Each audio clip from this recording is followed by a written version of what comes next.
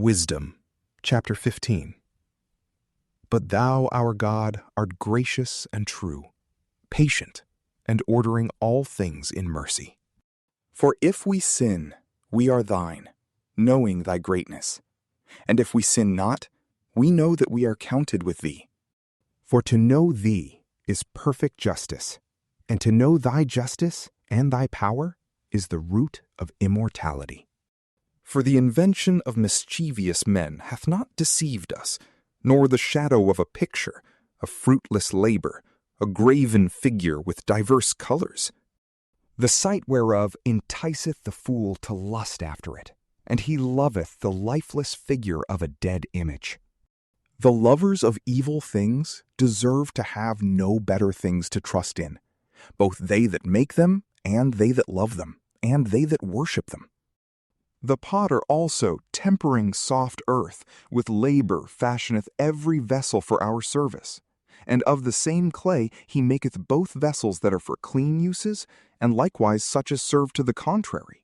But what is the use of these vessels? The potter is the judge. And of the same clay, by a vain labor, he maketh a god.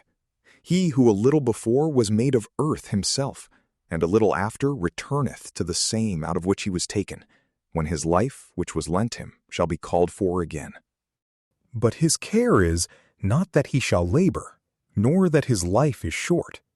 But he striveth with the goldsmiths and silversmiths, and he endeavoureth to do like the workers in brass, and counteth it a glory to make vain things.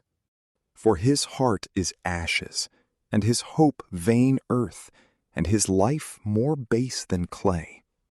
Forasmuch as he knew not his Maker, and him that inspired into him the soul that worketh, and that breathed into him a living spirit.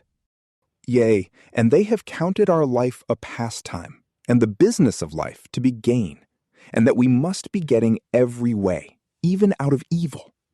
For that man knoweth that he offendeth above all others, who of earthly matter maketh brittle vessels and graven gods. But all the enemies of thy people that hold them in subjection are foolish and unhappy and proud beyond measure. For they have esteemed all the idols of the heathens for gods, which neither have the use of eyes to see, nor noses to draw breath, nor ears to hear, nor fingers of hands to handle, and as for their feet, they are slow to walk. For man made them, and he that borroweth his own breath fashioned them. For no man can make a god like to himself. For being mortal himself, he formeth a dead thing with his wicked hands. For he is better than they whom he worshippeth, because he indeed hath lived, though he were mortal, but they never.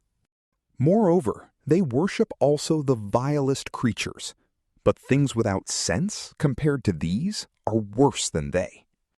Yea, neither by sight can any man see good of these beasts, but they have fled from the praise of God and from his blessing. From PrayLamp, peace be with you.